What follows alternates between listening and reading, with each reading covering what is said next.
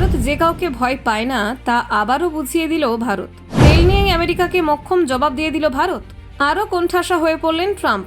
ট্রাম্পের শুল্কে চাপা পড়ে গেল ভারত। নাইজেরিয়া, আবুধাবির তেলের দিকেই ঝুঁকল আইওসি। ওয়াশিংটনের ধাক্কায় আফ্রিকায় ভরসা দিল নয়াদিল্লি।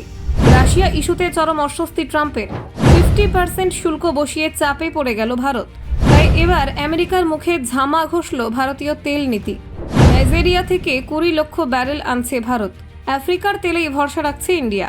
ট্রাম্পের হুঁশিয়ারি একেবারে উল্টে গেল। বিকল্প তেলের বাজার খুঁজে পেল আইওসি। রাশিয়ার সঙ্গে সস্তার চুক্তি। নয়াদিল্লির সিদ্ধান্তে কপালে ভাঁজ ওয়াশিংটনের। আমেরিকার শুল্ক নীতি ভারতের সামনে বুমেরাং। মধ্যপ্রাচ্য, আফ্রিকা পেল নতুন বাজার। জাতীয় স্বার্থে নয়াদিল্লির দাওয়ায় এক দেশের ওপর নয়, বহুমুখী আমদানি। আফ্রিকার তেলেই জ্বালানি নিরাপত্তা খুঁজছে ভারত। মহাচিন্তায় white house. দেখুন ঠিক কী ঘটল।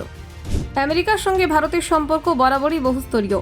কূটনীতি, প্রতিরক্ষা, অর্থনীতি সব ক্ষেত্রেই দুই দেশের মধ্যে যোগাযোগ ঘনিষ্ঠ হলেও সাম্প্রতিক তেল আমদানি ইস্যুতে তৈরি হয়েছে নতুন টানাপোড়েন। রাশিয়া থেকে ছাড়ে তেল কেনায় অসন্তুষ্ট ডোনাল্ড ট্রাম্পের প্রশাসন নয়াদিল্লির ওপর 50% শুল্ক চাপিয়েছে। ওয়াশিংটনের মতে এই পদক্ষেপ ভারতের জন্য চাপের বার্তা, কিন্তু ভারত এবার নিজের কৌশল পাল্টে দিয়ে আমেরিকাকে কার্যত পাল্টা জবাব দিল। ইন্ডিয়ান অয়েল কর্পোরেশন বা আইওসি ইতিমধ্যেই ঘোষণা করেছে তারা আমেরিকার পরিবর্তে পশ্চিম আফ্রিকা এবং মধ্যপ্রাচ্য থেকে তেল আমদানি বাড়াবে। বিশেষ করে নাইজেরিয়া থেকে 20 লক্ষ ব্যারেল এবং আবুধাবি থেকে 10 লক্ষ ব্যারেল তেল কেনার সিদ্ধান্ত নিয়েছে। এই পদক্ষেপ স্পষ্ট করে দিয়েছে যে ভারতীয় জ্বালানি সংস্থা আমেরিকার উপর নির্ভরশীল নয়, বরং বিকল্প উৎস তৈরি করে নয়াদিল্লি নিজের জ্বালানি নিরাপত্তা নিশ্চিত করতে চাইছে।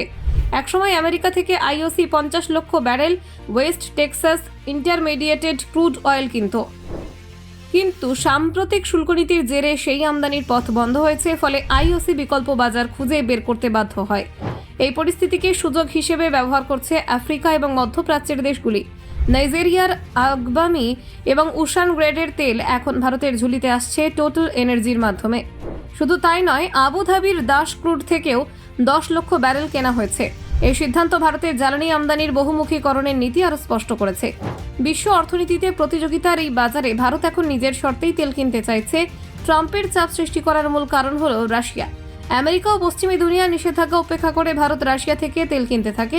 সস্তায় তেল পেয়ে দেশীয় চাহিদা পূরণ সফল হয় নয়াদিল্লি। ট্রাম্পের করা পদক্ষেপ আসলে সেই অস্বস্তির বহিঃপ্রকাশ, কিন্তু ভারত যে একতরফা কোনো দেশের ওপরেই নির্ভরশীল নয় তা প্রমাণ করতে চাইল আইওসি। নাইজেরিয়া ভারতের কাছে শুধু একটি বিকল্প নয়, বরং লাভজনক অংশীদার। কারণ তেল আমদানির ক্ষেত্রে নাইজেরিয়া ফ্রি অনবোর্ড সুবিধা দেয়।